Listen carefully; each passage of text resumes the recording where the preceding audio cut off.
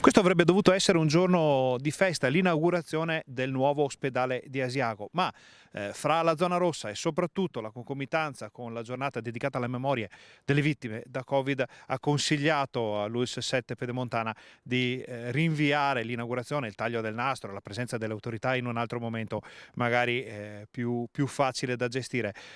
I lavori di trasferimento dei reparti e dei pazienti però proseguono, quindi possiamo dire che l'ospedale di Asiago è attivo a tutti gli effetti. Sì, un passaggio molto importante dal momento che finalmente riusciamo dopo tanti anni ad attivare il nuovo ospedale.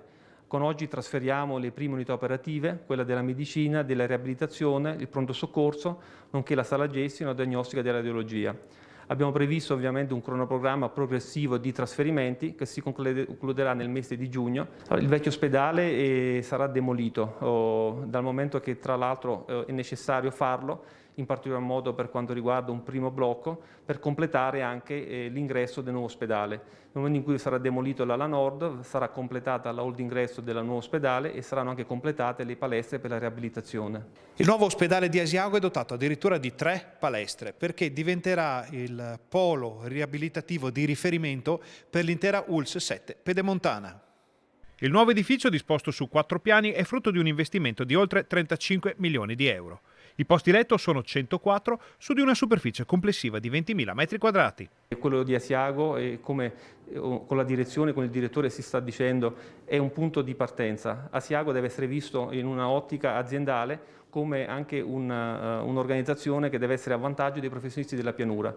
Bisogna che ad Asiago si svolga un'attività sanitaria adeguata, secondo la programmazione regionale e secondo le caratteristiche del territorio. Nel piano interrato ci sono la radiologia, il pronto soccorso, il gruppo operatorio, il laboratorio analisi e l'endoscopia digestiva, oltre a vari servizi. Il secondo piano ospita invece la medicina generale.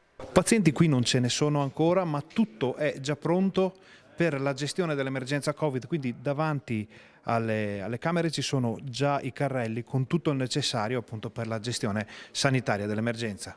Al pian terreno ci sono dialisi, ortopedia, chirurgia e area materno-infantile. Un servizio ritenuto fondamentale per il territorio e dal territorio è quello dell'area materno-infantile. La sala parto è già stata predisposta ed è tutto pronto anche per il parto in acqua.